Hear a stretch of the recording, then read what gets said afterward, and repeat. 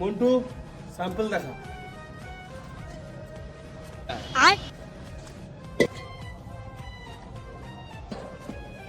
মাল ঠিক আছে। মাল কত আছে?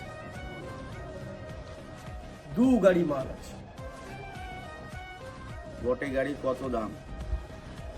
গোটে গাড়ি 20 লাখ টাকা। মজা করো খোকনার হাতে। খোকন ব্যবসারে কোনোদিন মজা করেনি। খোকনের সাথে ব্যবসা বহুত মজা আছে। আচ্ছা মন্টু শাটার উঠা।